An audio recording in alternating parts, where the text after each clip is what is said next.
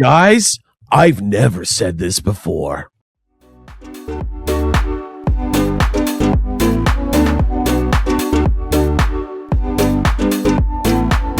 Hello, everyone, and welcome back to another episode of Totally Bombed, the podcast where I invite on performers to talk about the times they've totally bombed. I, of course, am your host, Jess, and this is a very special episode because it's the season finale. And the crowd goes wild. No, but seriously, I just wanted to stop in before we start the interview and say thank you, everyone who's liked, shared, rated, listened, sent in your flop stories, all of y'all, my guests, everyone in the podcast community that's been supportive. You all made this happen. We finished a season. Yay! If this is your first episode you're listening to, definitely go back. There's some really awesome performers back there. You know, just keep going. But let's not just focus on the past. I'm really excited for season 2. I've actually already started recording for it, so there will be a season 2. So if you like this, get ready for season 2. Follow the socials so you'll know when it drops. It's going to be bigger, better, badder, bombier, explosive. I don't know. On brand buzzwords here. But I just want to say thank you all so much. And I couldn't have done it without you. So let's continue with the show. Today's guest on Totally Bombed is Hamilton-based performer, comedian, MC, actor, creator of the series Run with the Bull over on 5 TV 1, and best-selling author Eric Johnston. Hey, Eric, thank you so much for coming on. Wow, it really sounds impressive when you do it all at once, when you say all the things at once. The Instagram bio all read out at once. That's literally what I read. I was like, you had it right there. I know, it's okay. That's good. That's pretty concise. That's what I am, an actor, comedian, MC, creator of a TV show, and best-selling author, and father, and Hamiltonian, and husband, and yeah. So accomplished. So many labels. I know. After 35 years, I finally got some stuff together, so that's good. Okay, so how did you get started performing, and which was first? How did this all come about? Yeah, so I mean, I come from a long line of entertainers. My father was a professional wrestler. My grandfather was a professional wrestler. So I have 100 years of show business behind me. It was kind of my destiny. It was nature and nurture at the same time. I grew up in a very crazy household, and I always had wrestlers around at the house, and Hamiltonians, criminals, EastEnders, yeah, other actors, and just funny people. I was surrounded by funny people my entire life. My dad was hilarious, and when I'm a kid watching my dad wrestle on TV and then going to his matches live, I'm like, you get so drawn to it at a very young age. I want to perform as well. And when I was a kid, I was like that kid, when your parents have people over and they're like, come do that thing. And then a lot of kids are like, I don't know what you mean. I'd be like, all right, what are we doing? I'm working the room. It's like a Vegas showroom. I'm getting people drinks and dropping one-liners and doing impressions and stuff. I was just that kind of kid. And I wanted to, again, perform at a very young age. I wanted to get in on stage. Long story short, I couldn't become a professional wrestler at the age of 6. Oh, darn. No, I know. I would love to. It would have been career breaking. It would have been groundbreaking career move. But I wanted to perform, so I became a competitive dancer. I did 7 years of tap, jazz, ballet, music theater, hip hop. From there, why is that not in the bio? I know, I ran out of space. It actually used to say son of a professional wrestler, former competitive dancer, current comedian. But then I started doing all this other shit, and I was like, okay, well, I got to cut all that stuff out. You got to start bumping it down. Yeah, I became a best-selling author, so I needed to make space.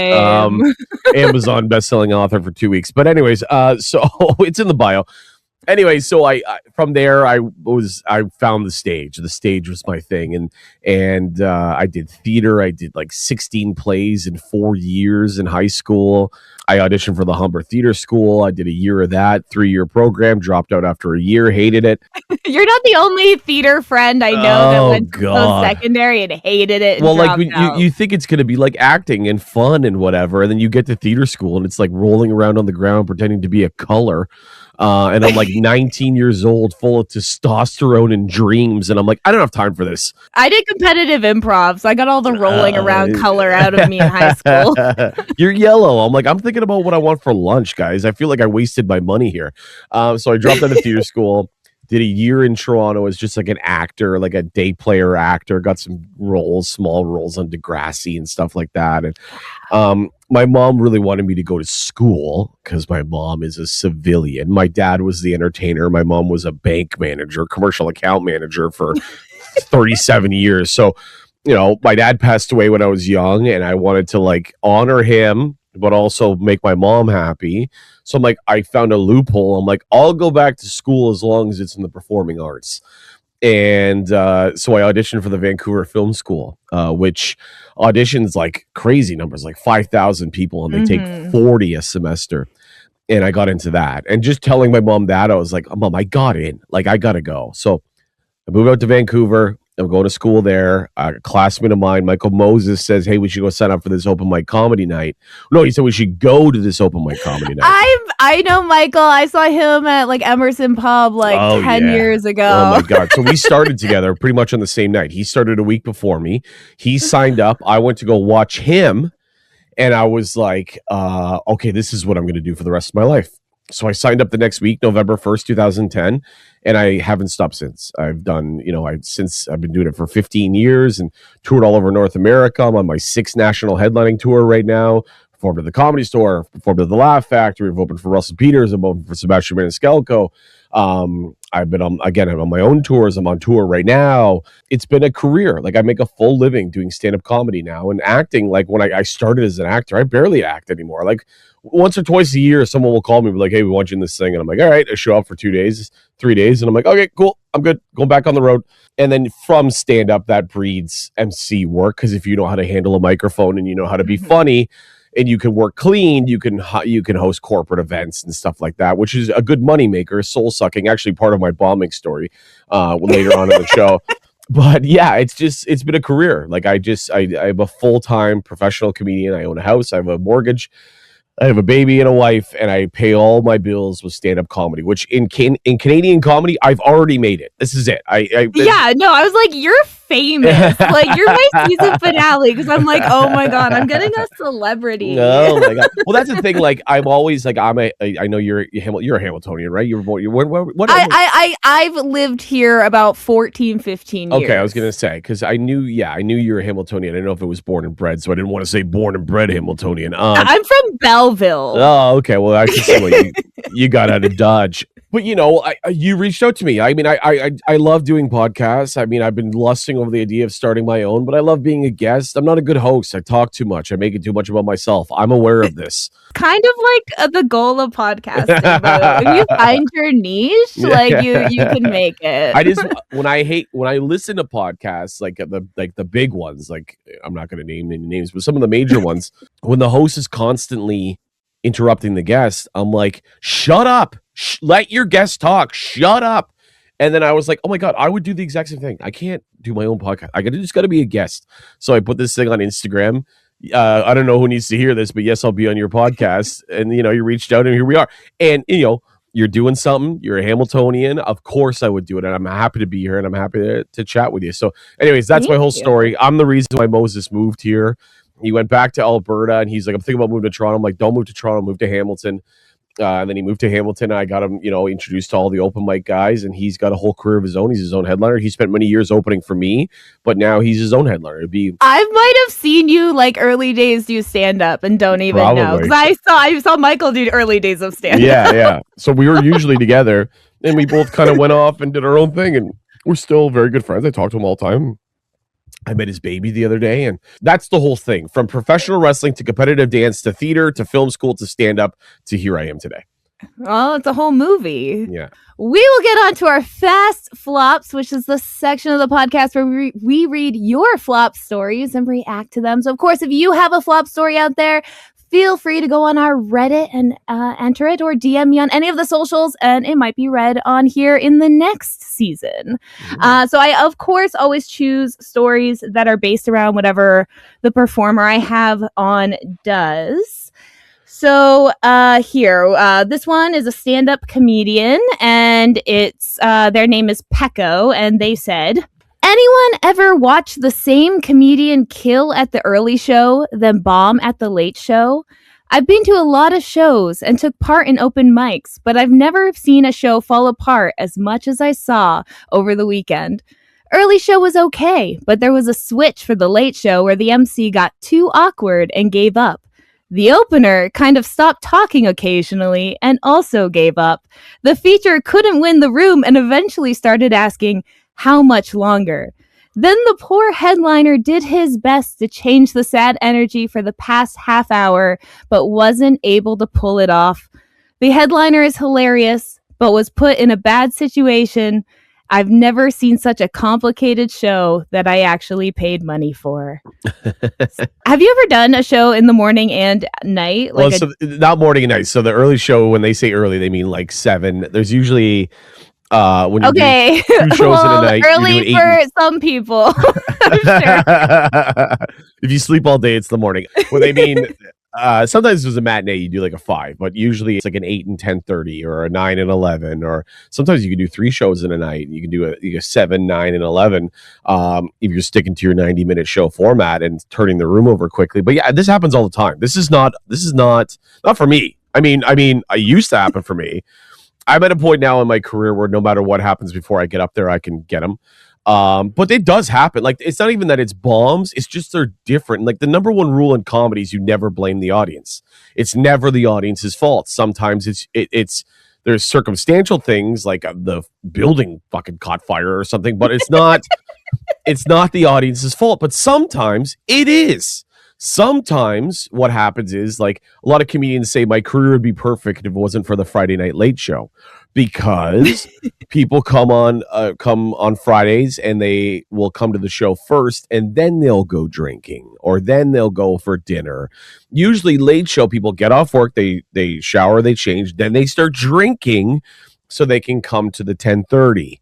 And then they show up to the 10:30 bombed, and they're very disruptive. I just had this last Saturday night. I had it was only a 1-show night, but I did 2 I did 2 shows in a weekend. I did a Friday and Saturday. Friday was fantastic. Everyone was perfectly behaved.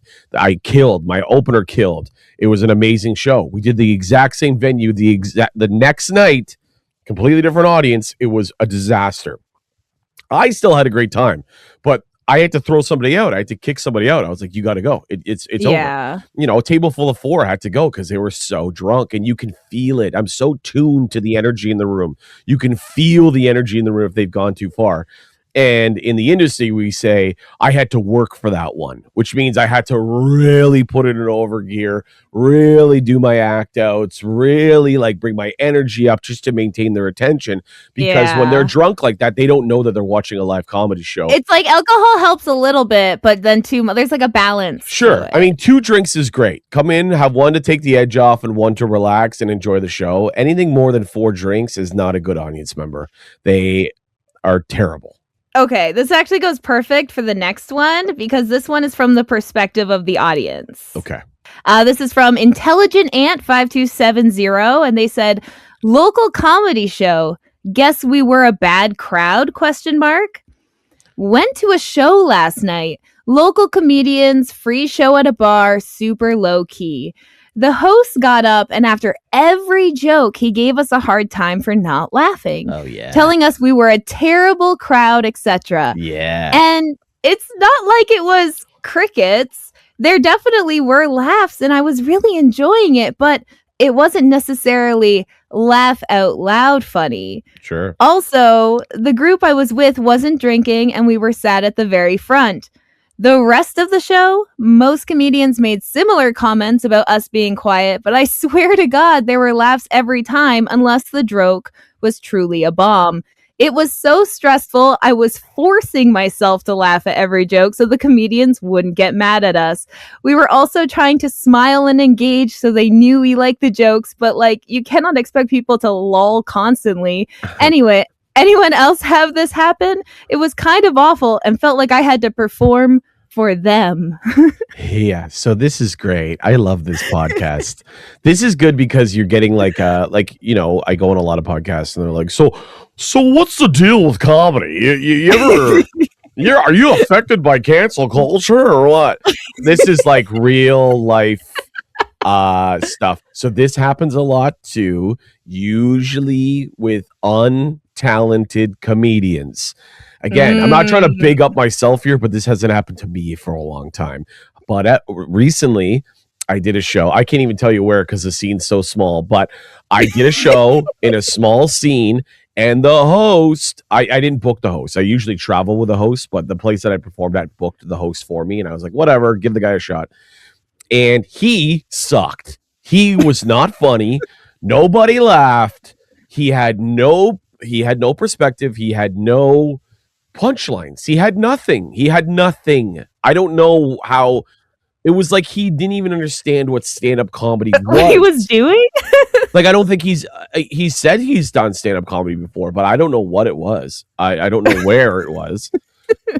And he would hit a punchline or what he thought was a punchline, and it would get no laughs, and then he would get mad at the audience. This is the reverse. I just said you can never blame the audience because that's what a professional comedian does. It's a professional comedian's job to get them no matter what they are. An amateur comedian will blame the audience because it's an excuse for them to be like, well, it's not me, it's them. That's where the phrase don't blame the audience comes from. It comes from the root of bad comedians not being funny and shitting on the audience. And then he went up and hosted, and then he brought up the feature, and I pulled him aside. I go, hey, it's not their fault, man. Just go easy on them. I said, put a smile on it.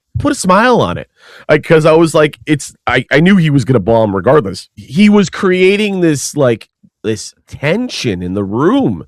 Like the audience was like, well, if you don't like us, then we don't like you. And that's it. You have so much power on stage. Like, use that, you know? So anyways, this happens a lot. I mean, I've been doing comedy for 15 years. I do anywhere from 100 to 200 shows a year. This is why I bring my own host, because I can guarantee that the host will be good. And when I get the host booked for me, things like this happen. So this happens a lot for the alien ant farm person, whoever that was. This happens a lot. I've seen some TikToks recently about this happening. So don't feel like you have to perform for the comedian. You know, no. Comedy is the purest form of justice. It's either funny or it's not. And if they didn't laugh, it wasn't funny. If they laughed, you were funny. That's it. Period. That's it. Cut and dry. I'm getting worked up. Okay, this is the last one, and this is by Shaq Rock, and they said, "It happened. I bombed. Yeah. I've been doing this for 5 weeks now. Oh, God. This is the 5th time I went up there. Thought I wrote a strong set with good structure and good jokes. I'm absolutely shook and depressed. I just want to make people laugh, and I failed from my opener all the way through. The crowd was great. The other comics were great. This was on me for not being confident, not being polished, and not being believable. I just want to go back up there so bad. Yeah. I think I got the advice that I need. The advice was, cut out the plot/premise and just tell the jokes. I was getting lost trying to paint a picture for people, making the jokes not funny because the expectation was too much. This shit is hard, but damn, I still love it. I mean, that's beautiful. That person, I will say a couple things. You're 5 weeks in, you are going to suck for 5 years. And you should know that you're going to stink for 5 years. I do give that person kudos for taking accountability for it and saying, this was my fault. I wasn't confident. I wasn't polished enough, whatever. That is actually a beautiful thing because 97% of comedians are so delusional when they first start. Again, it's the audience's fault. It's not their, it's like I'm coming off a little negative on this podcast and I'm not meaning to. No, it's good. It's good. I'm being real. I can't help but be real. Hey, that's what we like in our comedians. Yeah, if you want the truth, ask me a question. So good for them for taking accountability. Good for them for wanting to get back up. I always say if you do comedy more than 3 times, then it's in you and you should try to go for it. I mean, this is situational. Some comics should quit a long time ago, but some comics who quit who shouldn't have. I think I should give that other side of the coin. But the idea of wanting to get back up, like, you'll find it in comedy. Is called finding your voice, finding your perspective, what you want to talk about, what you want to joke about. And that whole too much plot thing is perfect. When a newer comic is pitching me a joke and they'll go like, so it started 1997. And I'm like, oh my God. And then it's like 5 minutes before they even get to what their punchline or the premise of their joke is. And I just go, okay, too many words. There's too many words here. I usually be hitting a punchline at least every 10 to 15 seconds. Like, there are too many words in this bit. So at least that person recognizes that. And that's good advice that person gave that other person. But yeah, comedy, it sucks. It sucks for a long time. You suck. It sucks. You don't make any money.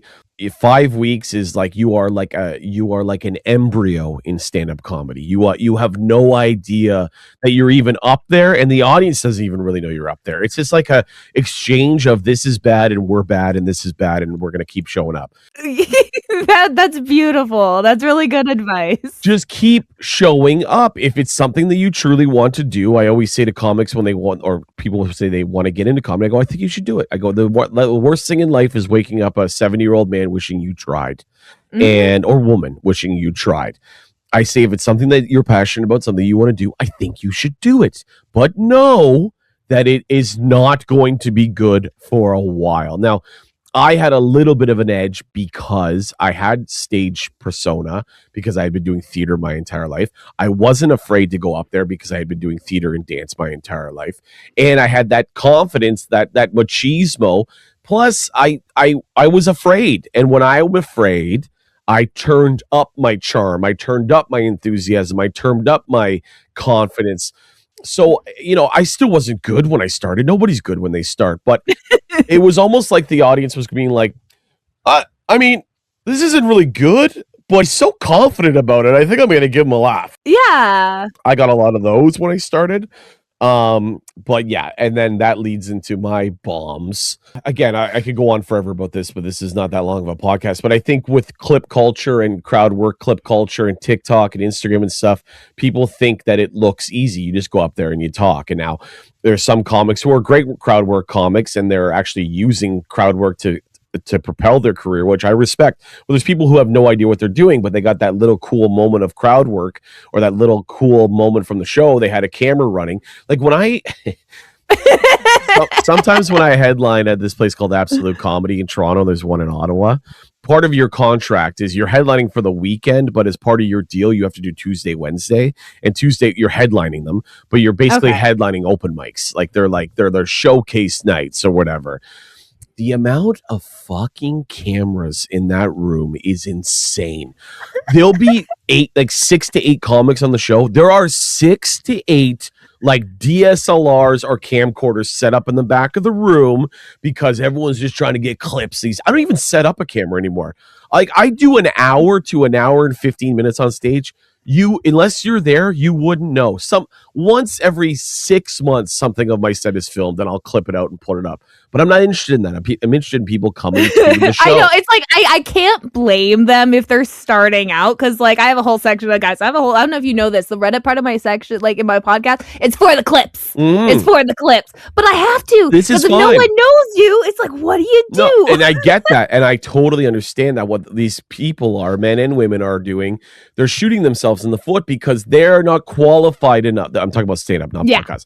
They are not qualified to put their stand-up comedy online. They are not skilled enough. They do not have the wherewithal. They do not have the stage presence. They don't have it. They don't have it yet, and they could. On the basics. Yeah, they will. Hopefully they will if they keep doing it and keep showing up, but they're not ready. Bill Burr said you shouldn't film anything in your set until you're 10 years in. People are filming their sets 10 weeks in and putting them online. Be like, I did stand up, check it out. And all of their friends and family are like, you stink. And now I'm not coming to see you. And now people are like, hey, I'm doing stand up at the Chuckle Hut in Caledonia. That doesn't exist, but I'm just using words. And you're gonna come see me, and they're like, no, we actually can't find a babysitter that night, because they don't want to come see you bomb because you're not ready enough to be a professional comedian. So in this culture, I think that there are a lot of people who are clip farming and doing it for clips. Podcasts, you got a carte blanche. You do whatever you want with a pod. I'm doing this. I'm doing this for clips. I'm doing this for you to clip it out, collaborate with me on Instagram, and I'll put it up. So I get it. I understand that. But again, you just need to have a certain skill set that you just do not have, which leads into my first bomb. Okay, well, I'm going to get ready to ask you the question then. Is there a time where you've totally bombed? Oh, that's not the name of the podcast. Yeah, I should let you do that. My first bomb was my worst bomb, and my worst bomb was it gave me enough fear that I said I will never experience that again. Oh, no. I will do whatever it takes, whether it's writing and working out and workshopping and open micing, whatever, that never happens again. Did it happen again? Sure. That for a million other reasons. A lot of them were corporate gigs, and I'll close with that. Some of my terrible corporate gig bombing stories. But I started in 2010. And when I started in 2010, YouTube was a thing. Like, it just became a thing, I mean. And I started a YouTube show called What Are You an Idiot? Now, the basic premise of the show is people would write in with their problems. My boyfriend says this. My boyfriend only says he loves me when he's drunk. What does it mean? I'm throwing a house party. What should I do? People would write in, like, through Reddit and through, like, Facebook. Like, people would write on my wall. Like, this is how long ago it was. And I would answer their questions in a video on YouTube. And the end of I would make the advice seem so obvious that the ending tagline of every episode was, what are you, an idiot? And then the credits would roll. You were a real trailblazer, I just have to say. Honestly, if I would have stuck with YouTube in 2010, I'd be a fucking millionaire right now. But after like 8 months, I was like, I don't want to do this anymore. Actually, after this bomb, I kind of stopped doing it. So I'm doing this in conjunction with doing stand-up in Vancouver. And I am putting out YouTube videos. What are you naming YouTube videos? They're going on once a week, and I'm doing stand-up almost every night. I'm getting some like chops. I'm getting some material. I'm getting some whatever. I'm feeling good about myself. And the way my school worked is every 8 weeks I had 1 week off. It was a private school, and they do it for like private schools so kids don't have like mental breakdowns, because usually private schools are like intense medical programs or intense psychiatry programs or whatever. So they basically created this rule in BC that every 8 weeks you have to have 1 week off. Anyways, I'm giving too many details, too much plot. I'm the one that says less words. Get to the point. Yes, this is all very important details. I remind you. Yeah. So paint the picture. So I'm coming back to Hamilton, and Club Absinthe this is when Club Absinthe was on like King. Like, this is before they moved to King William. My buddy Billy Pozeg was the manager, and he's like, you do stand up. Let's do something different. What if you did a What Are You an Idiot live? And it's like a stand-up comedy show. You go up, you do stand-up, and then the last like 20, 30 minutes will be a live What Are You an Idiot? People will ask questions from the audience. You will answer, and it'll be amazing. And I go, that is a fantastic idea. I have been doing stand-up comedy for maybe 6 months at this point. So, baby. Yeah, I'm literally an embryo. I'm still an embryo. I'm a larva hatching out of an egg in stand-up comedy. So we booked this show. The show sells out like 150 tickets in 2010. So the first one we do, miraculously, is amazing. This is important too. I do one of them, and everything's great. All the comics kill. I kill. It's a lot of people's first time ever seeing me do stand-up comedy. I had pre-written questions for What Are You an Idiot? I had audience questions for everyone killed. Everyone made money. Everyone went home. It was amazing. 8 weeks later, when I had another week off, I flew back to Hamilton and Billy said, let's do it again. And I said, dude, we killed last time. I don't even need to do any prep.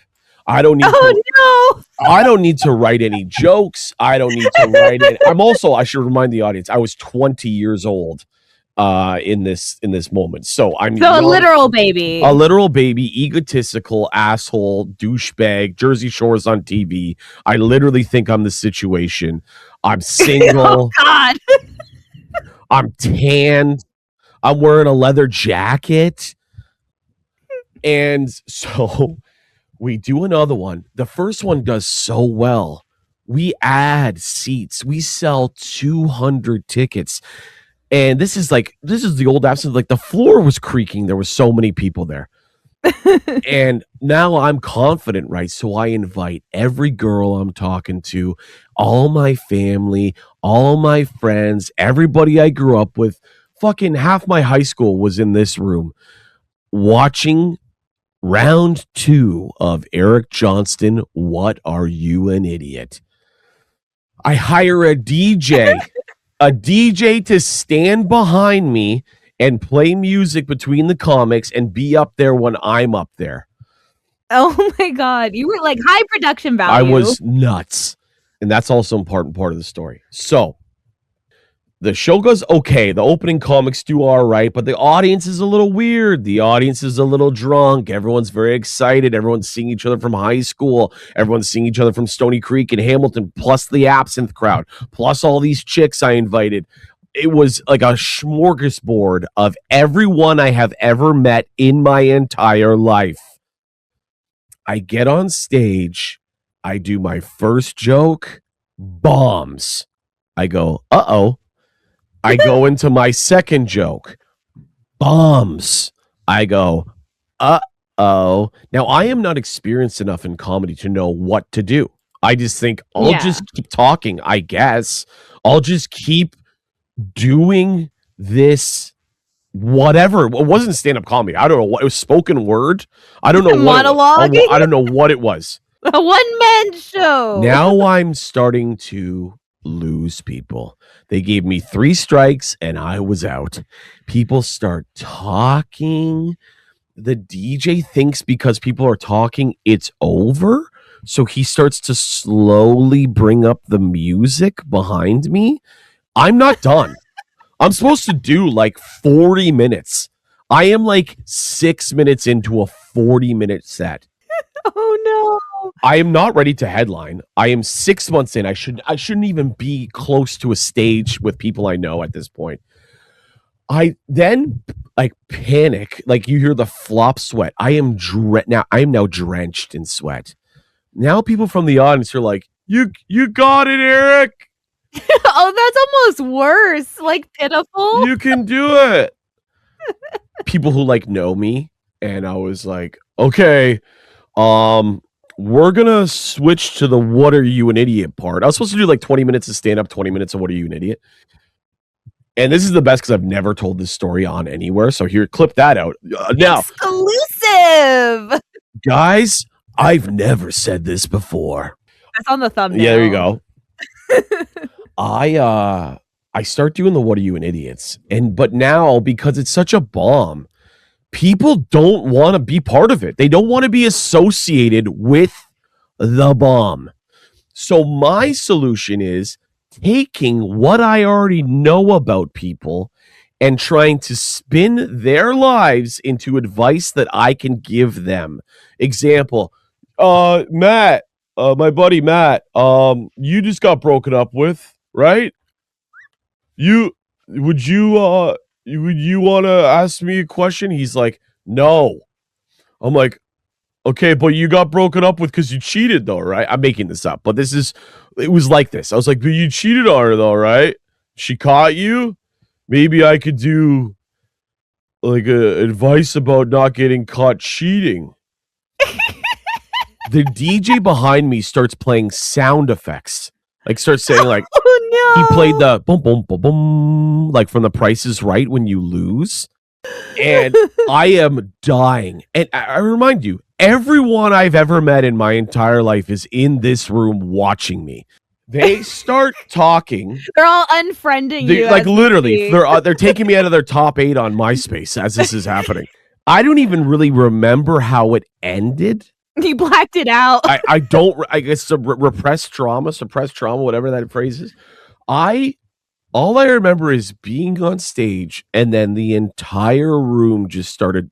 They basically all just turned around and started talking to each other.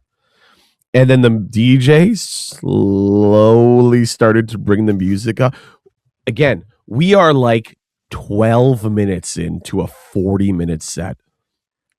And he started bringing the music up, and I just went, okay. You did all you could. That's it. I put the mic back in the stand. I walked immediately to the bar. I did a Jaeger bomb because I thought that would make me feel better. Now people are coming up to me and being like, that was pretty rough. And I'm like, I know. And they're like, I had people come to me like, that wasn't good. And I'm like, I know. And it was just like everyone I'd ever met. It was like it was my funeral, but I was there for it. I was alive. And people, sorry for your loss. People were coming up to me to pay their respects. My condolences. Of like, that was the worst shit I have ever seen in my entire life. And I had to give some people their money back. Like, they bought tickets. People were coming up to me and be like, dude, you got to give me my money back. And I'd be like, all right, you're right. I do.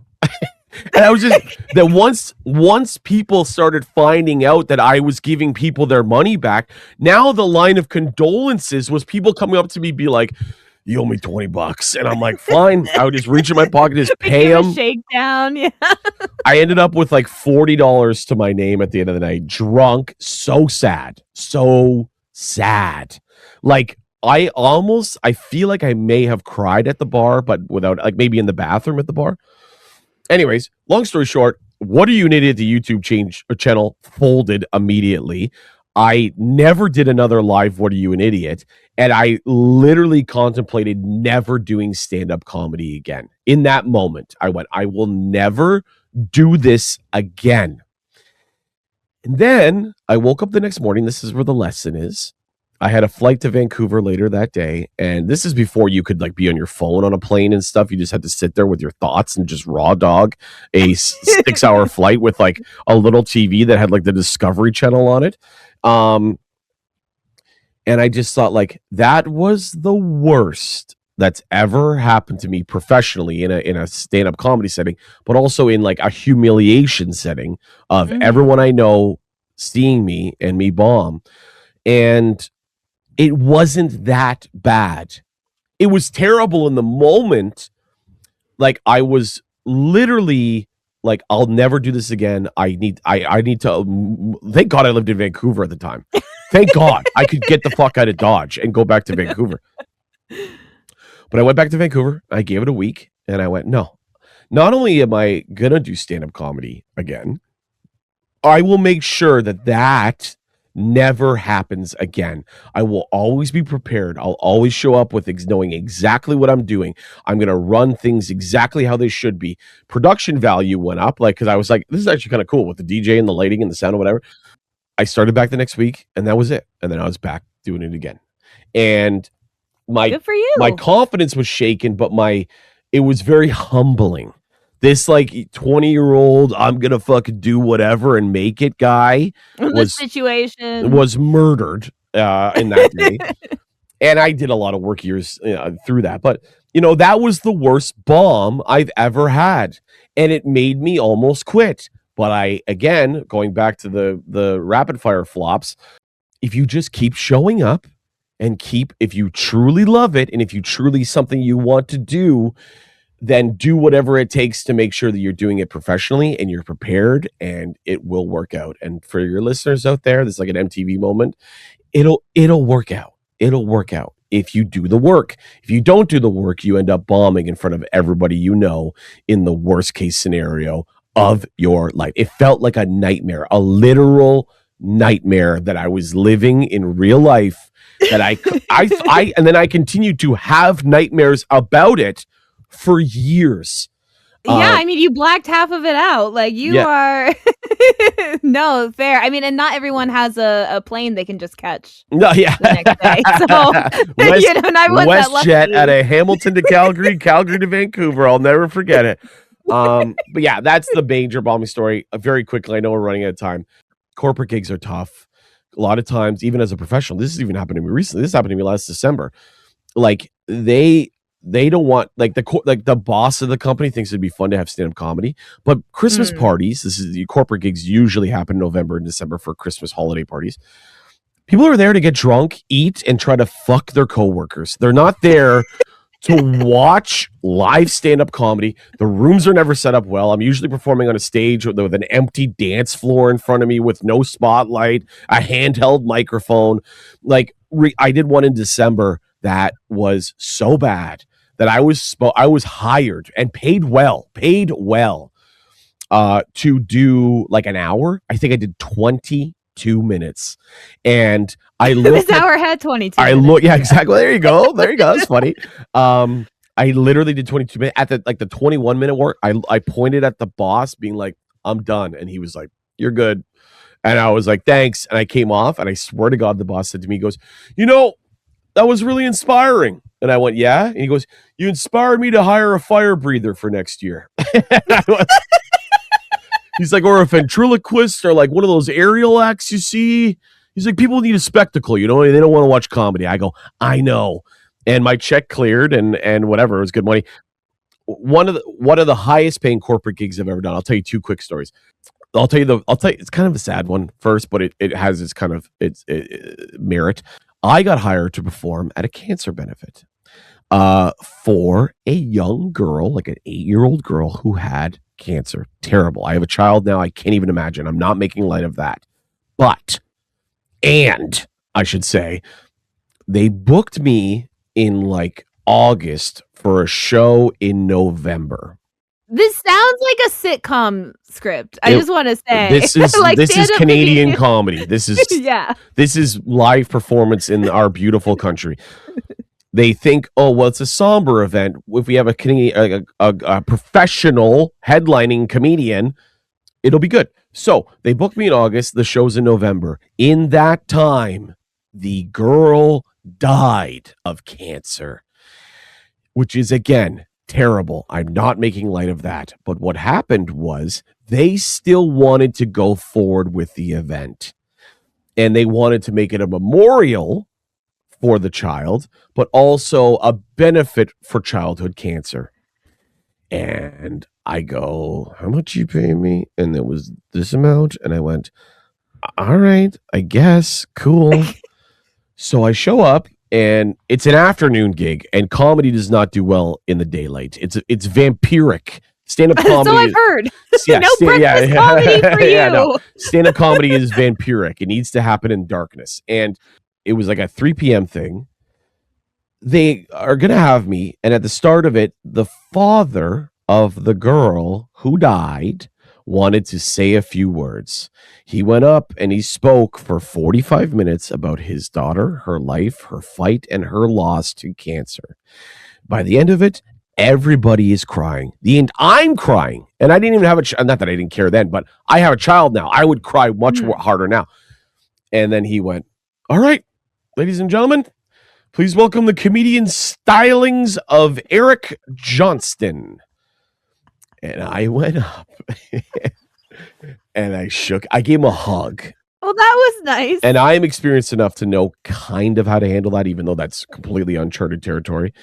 But you spend the first couple minutes of your act celebrating the event, celebrating the organizers, celebrating the life of the girl who unfortunately passed away, and getting everyone. I'm emceeing at this point. I'm not really I'm not doing stand-up. I'm kind of hosting.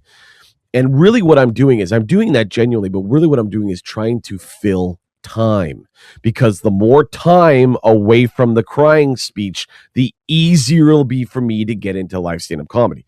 So I do like 10 minutes of celebrating. By the end, I'm like, "Give it up for the drapes. The drapes look good in here, guys." Give it up for the serving staff. Javier, breadsticks were good. Like, I'm literally just filling time. Eventually, enough time went by that I felt like it was appropriate, and I did my time. And I didn't do my full time. Because I did 10, 15 minutes of celebrations, I did like a half hour. But I'll tell you, it wasn't that bad. And it wasn't a bomb, but it could have been a bomb. That's a lesson for your it was. listeners. That's definitely a strange situation. It was like brutal. I said, if I saw that on TV, I'd be like, "Oh, this is so unbelievable." No, it happens. It happened to me. I'll write the story and put it on TV. And that's one. So the last one I'll tell you is actually hilarious. So again, corporate gig, December, Christmas party, huge accounting firm out of Mississauga. They're doing it at there's a mall, there's a spa hotel right next to the Niagara Outlets, the White Oak Spa is what it's called. And they have conference rooms there. And they book me, and I researched this company, and they are like a Forbes list level of successful. So I'm a businessman. I am a hustler. I have a rate that I usually charge for my corporate comedy. When emailing back and forth with the guy, I just tripled my rate. I just tripled it just to see what would happen. And I thought he might be like, that's a little rich for our blood. Oh, then I go, okay, well, let me cut that in half because I want to support you guys. And then I'm still making more money than I usually would. Sometimes you got to do that to make it in this business. So I triple my rate, and he goes, sounds good, no problem. And I went, shit, I should have quadrupled my fucking rate. And so he books me, he pays me upfront. Sorry, that's not true. He pays me 50% on booking, which is still more than my regular corporate rate. I take the money, I put it on my mortgage, whatever. We're having a baby soon, so I had, save money. And when he booked me, he's a huge comedy fan. He's a fan of mine. He's seen me in Toronto, and he wanted to surprise his workers, his staff, with a live comedy show at their Christmas party. He did not tell anybody that this was happening. Oh no. He books me. From the time he books me to the time that the show happens is like 2 months. 2 days before the show, he gets COVID. He can no longer come to the staff party. But he emails me and goes, hey man, I'm so sorry. I'm sick as a dog. I'm not going to be able to make it. I told my controller, her name's, let's just say Stephanie. I told Stephanie that you're coming. She knows you're doing a live performance, but she doesn't really know what you're doing. But just let her know when you're there to text Stephanie, and she'll let you into the room, and you can get set up and you can do your thing. And I go, okay, cool. So I show up at the White Oak Spa. I pull up to the front. I go to the valet, and I go, hey, I'm just running in for a sec. I'm going to be in there for like an hour at least, but I'm going to be running for a sec. I leave my car here. He goes, yeah, for sure. So I go, okay. So I leave my car. I go in, I set up. I have banners that go on my stage. If you go on my Instagram page, at Eric Johnston, I have pop-up banners that go on my stage that say who I am and what I do. And this is Eric Johnston, follow me, and then my book and whatever. So I put those up, and people are watching me like, what the fuck is this guy doing? So I put them up, and then I go like, okay, I'm ready. And they're like, oh no, we need to eat dinner first. And I go, oh, okay. And actually, I prefer that they eat first before I perform. It's very important because I could be Dave Chappelle up there. If you put a steak in front of someone, their head immediately goes down. So you want them to eat before you perform. Okay, so I go, okay, that's fine. They go, you're welcome to join us. And I go, all right. So they go, you can sit here. I'm sitting at the head table, like with all the CEOs, the CFO, the whatever, all these people, and they're all like, they're suits, they're civilians, they don't know comedy. So I'm having a lot of like these, so how do you deal with cancel culture conversations? And we eat for like an hour, and I tell them that I'm a comedian, right? So then they know. Yeah. And then the girl, Stephanie, goes, what do you want me to say about you? And I say, okay, well, just tell them that I tour all over North America, and I opened for Russell Peters, and I've opened for Sebastian Maniscalco. Those are two major names. That will make people kind of clue in and start paying attention. So this girl goes up, and she like taps on the microphone. Everyone is talking. Everyone is still like finishing dessert. They're drinking coffee. They're doing shots. There's like, I don't know, 300 people. And she taps on the microphone, and she goes, excuse me, guys. We have a special presentation brought to you by Mark, the owner.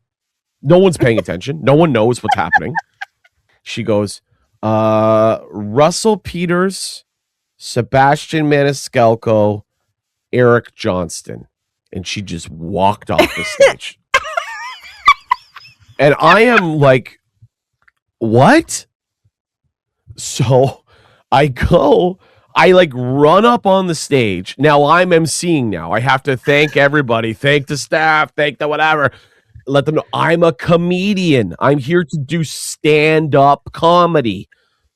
And people are like, okay. And they slowly start turning around while talking to each other. And I start into my act. First bit, my opening bit is like 6 minutes long. It did not get a single laugh. Oh, no. This is a bit that it gets applause breaks every 15 to 30 seconds. It did not get a single laugh. And I'm going, uh-oh. So I start going a little harder, start working for it, start doing the act outs, get into the next bit, do the next bit. Not a single laugh. I can hear people going, oh, no. I could hear forks being loaded into the dish pit cart in the back of the room. I can hear frink, frink. I can hear people in the hallway going, what's going on in there? Like, it was so quiet. I could hear my fucking car running in front of the building. And still out there after dinner and everything. So I am like, at this point, I would bail. Like, I would be like, fuck this. They don't want me here. I don't want to be here, whatever. But they paid me triple my rate, and he has not paid me the second half of my money yet. Oh, yeah. So I'm like, all right, let's just keep doing it. I actually said to the audience, guys, I'm going to continue because I'm contractually obligated to. And that actually kind of got a laugh. They're like, contract? That's my kind of humor. They're like, now he's talking business.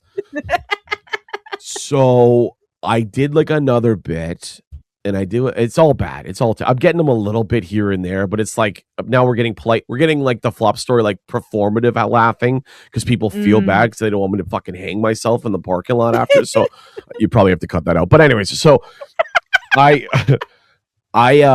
people are like, they're kind of laughing, whatever. And again, around 22 minutes, this hour does have 22 minutes. Around about the 20-minute mark, I say, listen, guys, I don't want to be here. You don't want me here. The owner, Mark, is not here. So this is what we're going to do. I'm going to leave. And when Mark asks how the show went, all of you are going to say, it was amazing, he was amazing, and he was worth every penny. And they all collectively kind of went, okay. I put the mic back in the stand, and I just walked off the stage. I didn't get an applause. I didn't get like a golf. I got nothing. I'm so fucked off that I just bolt. I go through the door. I get into my car. I go through the hallway. I get into my car. I sit down in my car. I look into my trunk and I go, fuck my banners. I left my banners on the stage. And those things are Did you have to do a walk of shame? Those things are like $170 each. I literally looked up how much they cost to make in my car to see if they were worth leaving. And I was like, nah, fuck, they're too expensive. So I come back in the room and I sneak back in the room and I can hear them talking about how bad it was. I could hear them going like, this guy said he opened for Russell Peters. There's no fucking way he opened for Russell Peters.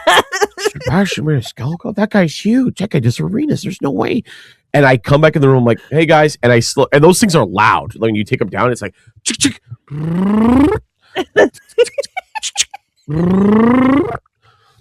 I pick them up. I have them under my arm, like both of them under my arms, like two like fucking flagpoles. And I leave. I go back to my car. I go home. My wife says, how was it? I tell her the story. And my wife says, I don't think you're going to get the rest of your money. And I'm probably not going to get the rest of my money. I just want to let you know. And I'll probably never be hired by that company again.